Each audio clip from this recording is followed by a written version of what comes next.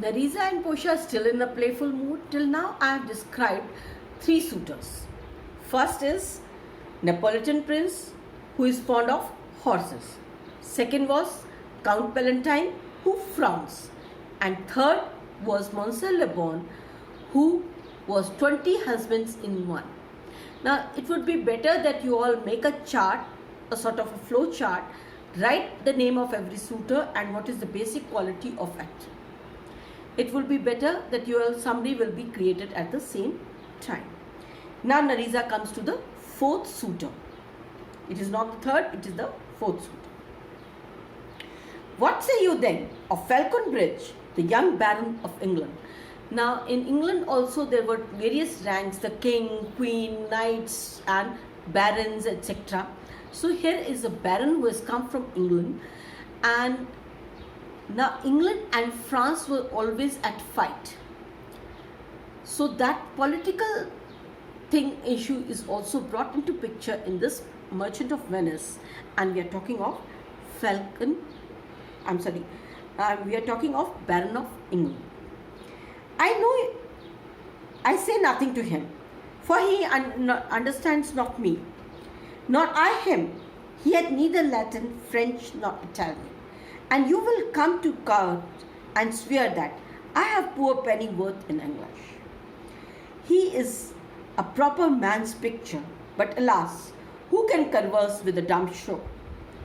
How oddly he is suited. I think he bought a doublet in Italy, his round hose in France, his bonnet in Germany, and his behavior everywhere. Now, it was at that time that the Britishers were making colonies in every place of the world. They were trying to colonize everyone. So many of the people, many of the natives did not like the policy of Britain. So here also it is highlighted that Portia says that you have seen, I don't talk to him. Neither can he talk to me. We both do not converse in the same language. Now, she says, he had neither Latin, French, nor Italian. And you can come to the court and swear that I am poor in English. And she says that he does not know Latin, he does not know French, he does not know Italian. The language which I am conversing in, he is not aware of that. He talks English and I don't know English. So who can talk to a dumb show? So we are as dumb to each other that we both cannot communicate in the same language. Now the people of England were in the habit of making colonies everywhere, but they did not want to adopt the culture of that place. But they want to take everything that is available, that is good over there. Now see, she says that he is like a perfect man. He has gained many things in his own, but he does not have a fashion of his own. Earlier we were talking of a person who did not have a personality of his own. Here a person is there who does not have a fashion of his own, who is just possessing what is good available everywhere, wherever he might have gone. See what she says. He bought his doublet, that is his jacket, from Italy. His round hose. Round hose means the gallus or the birches which old people used to wear. His galluses from France. His bonnet. Now bonnet has two meanings. One is that small tie which is worn on the neck, which looks like a bow, and some people call it a hat. Now it depends which bonnet she was referring to. Bonnet from Germany, and his behavior everywhere. Now he has just gathered whatever was good anywhere, and he has also copied his behavior from everywhere. That is, he also does not know what is being a good and a civil person. He does not have proper manners. He has just gathered his behavior from everywhere. Whatever he felt good, he has adopted that. So he too does not have a personality of his own. So fourth suitor is also a dumb show. They cannot communicate. They do not speak the same language, and this person has got no fashion. He has just adopted whatever things he could do from wherever he had gone and followed it. Now, Narisa. What do you think of the Scottish lord, his neighbor?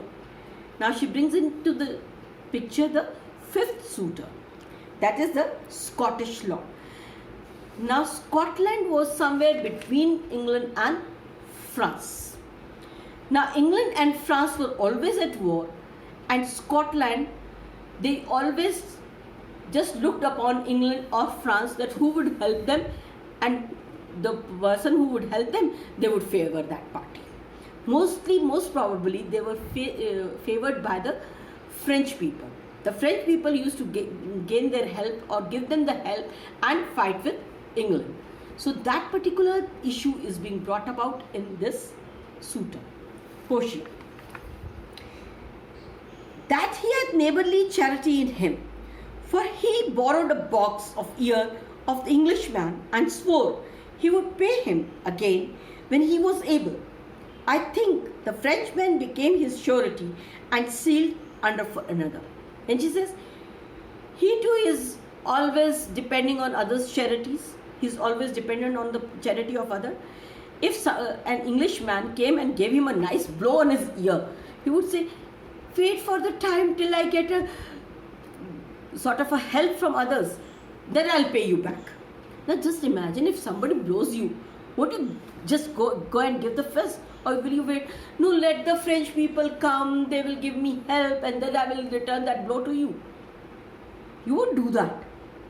So here we are being told about the political issue that the Scotland always depended on French people for their help. We are pointing out on that. She says that I think that if he is given a blow by the Englishman, he will still expect a help from the France, as if the France or French people have tied a sort of a bond with them, that they'll give a surety or guarantee that if Scotland is facing any problem, France will come to help them. So she rejects all these 5 suitors. Then we come to the 6th one. How you like the young German, the Duke of Saxony's nephew? Now, there was a duke in Saxony whose nephew has come as a suitor. He is neither a prince, nor a count, nor a baron. He is just a nephew of some duke who has come as a suitor to Portia. And he has come from Germany. Very wily in the morning when he is sober, and most wily in the afternoon when he is drunk. When he is the best, he is a little worse than a man. And when he is worst, he is little better than a beast. And the worst fall that ever fell, I hope I shall make shift to go without him. And she says that he is very bad in the morning when he is drunk. He is worse in the afternoon when he is totally drunk. When he is sober, he is little better than a man. When he is not sober, he is worse than a beast. He is always drunk. So I really feel, Narisa, that I should go without him. I should not even consider him as a suitor to me. Narisa, if he should offer to choose and choose the right casket, you should refuse to perform your father's will. If you should refuse to accept him, then Narisa reminds her that if you refuse him, if he happens to choose the right casket, will you go against your father's will? Will you not marry him? Will you not allow him to choose? Then she says, will you refuse to accept him? You will go against your father's will. We'll discuss this in the next video.